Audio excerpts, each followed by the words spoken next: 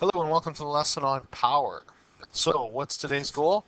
I can explain the concept of power and successfully complete calculations with respect to real-world situations. So we're talking about power today, and often power is confused with work. And what's the difference? Well, work is the amount of energy transferred during an interaction. So we're talking about, and we've already talked about this, um, changing one energy into the form of another. Okay? Power is how fast is that work being done. So it's the rate at which work is being done. Okay? So using that definition, what is the formula for power?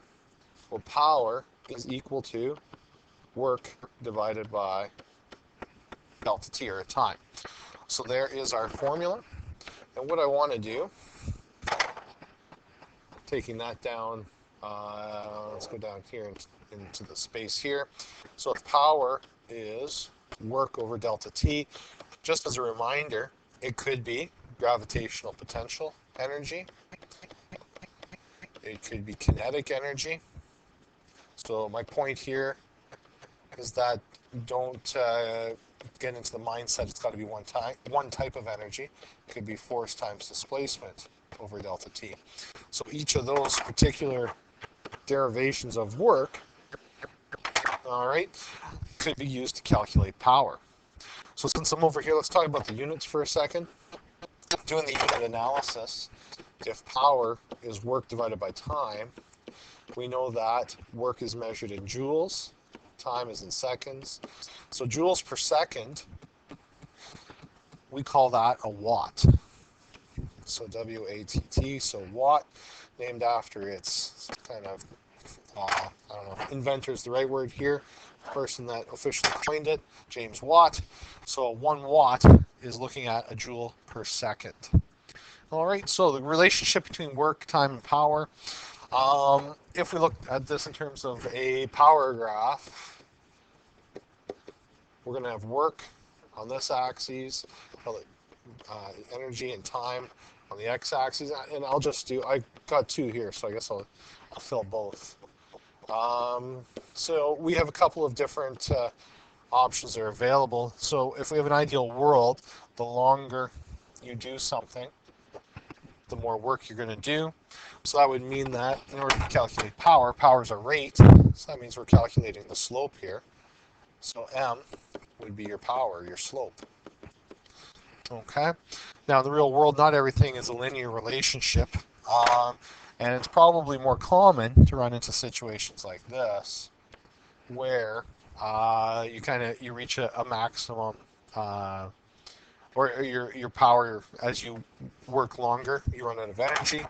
So again, in this case, we would be taking the tangent line, and from that tangent line, you'd find your power. All right, now we're not going to have to do it from a graphical standpoint. We're going to be using the algebraic or using the equation, but just to give you an idea of what's happening. So you see the word rate in the description. So that right there, that rate is an indicator that you're taking a slope of something. We're taking a slope of work with relationship to time. So an example, so this is what you'll see in the textbook. A 100-kilogram person wants to run upstairs and resulted in a vertical displacement of 20 meters. Let's answer the following. So basically, you have stairs are 20 meters high. So we're looking at the work to go from ground level to that vertical displacement, which means we're going to be dealing with overcoming gravitational energy. So, how much energy was used to climb the chairs, or climb the stairs? So energy is going to be gravitational potential, because we have a change in height. So that's going to be mg delta h. So 100 times 9.81 times change in height is 20. And that's going to give us our value for the amount of energy that's needed to climb those stairs. And I get 19,620 joules of energy. All right. So that being said, B part, broken into two stages. How much power was generated if It took 5 minutes to climb the steps. A little unreasonable, but whatever. We'll work with it. So power is work divided by time. Now remember, the definition for a watt is joules per second. So I have the 19,620, it's in joules, but 5 minutes is not in seconds. So we're going to have to multiply that by 60 to get it into the appropriate units. And when we go through and calculate that, we end up with 65.4 watts. All right. If I do the second part, watts over delta time. So now 19,620, and now I'm going to have 10 minutes times 60, which is 600 divided by 2. Then we get 32.7 watts. So half the power is required to do it in the same amount of time, which leads to an interesting comparison there. And I think I used the example of the elevator here. So when people are designing an elevator in a building, like this, so the elevator, I'll put it in the middle of the building. So the pulley system up here. So with that elevator, what's involved in designing the motor for the elevator? So the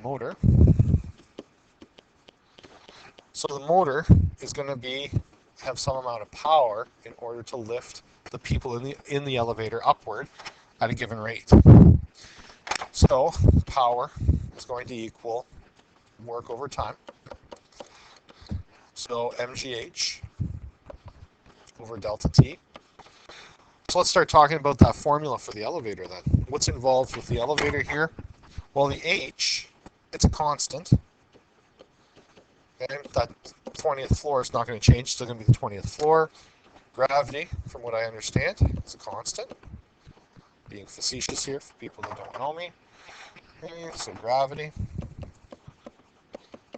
it's a constant. Okay, and the mass, when they design elevators, they got that, you'll see that plaque, please do not put more than whatever 500 kilograms or 20 people in here. So the calculation here is a constant, and the reason for that is because they're doing the motor. So the only variable here is time. All right. So people who aren't familiar with motors, okay. Let's go with, I'm just going to keep it simple. High power. If you want lots of power from a motor, it's going to be a big motor. Okay, that's the only way that it actually works.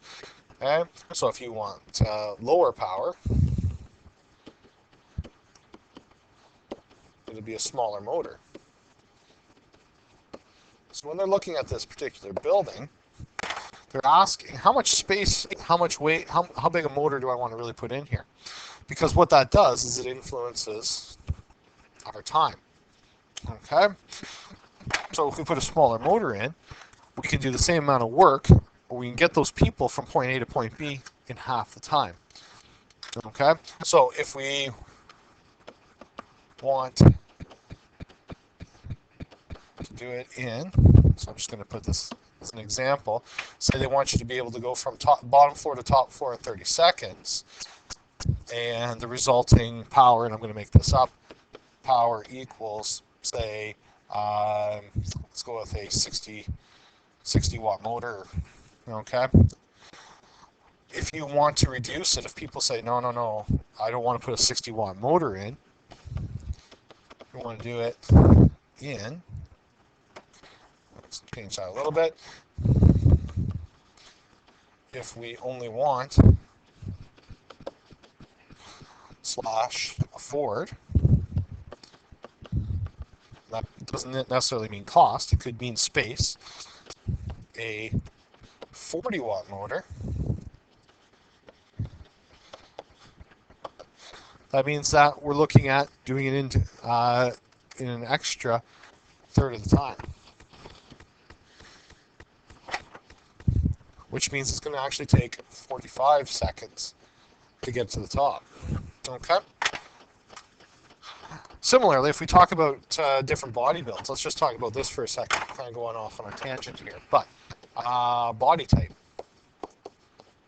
You've heard of agile people nimble people. Okay, so if we take 2 people,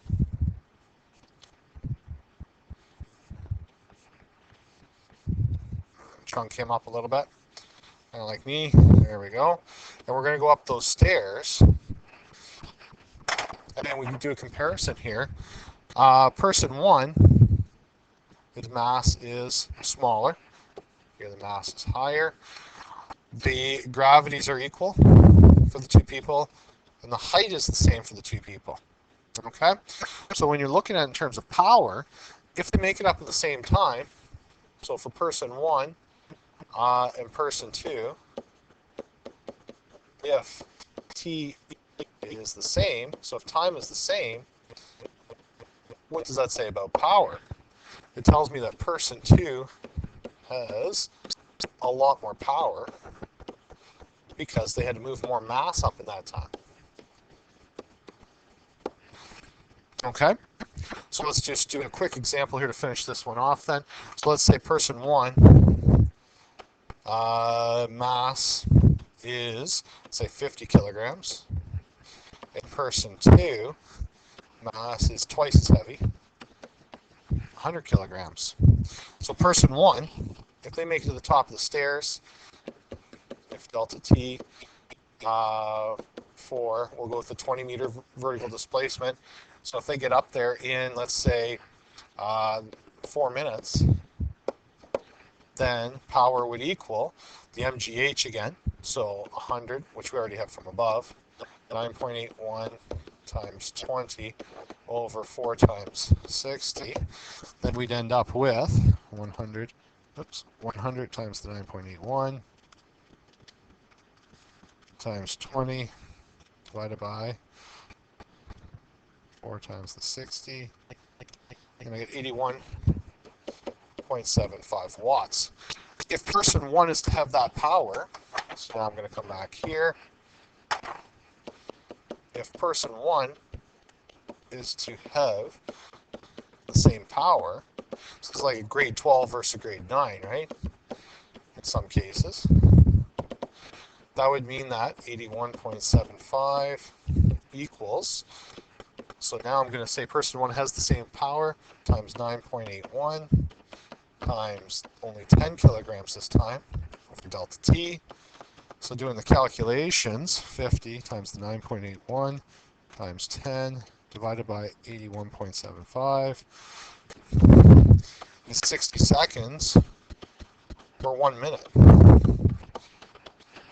So if you have someone that's half your mass, if they're going to have the same amount of power, they have to do it, in this case, person 1 has to do it 4 times faster than what person 2 did it in. So mass plays a role in this, height plays a role, but it's the time that's the biggest factor. Okay, time is the biggest factor here.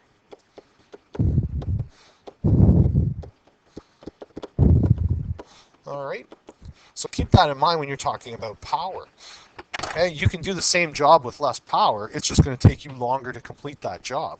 Okay, so time is that factor. So if you think of it, if you have someone that you can compare to, and you want to talk about who has more power, whoever can move that mass in the least amount of time, okay, is definitely going to have the most power. So just because you're the quickest to get up the stairs doesn't mean you have that much power. Okay, you need to be able to carry the same amount of mass up in the same amount of time. That would give you that power. So keep that in mind. So that gets you through, kind of gives you a general idea of power. I want to talk about efficiency, and I'm going to hold off and do that in the second part here.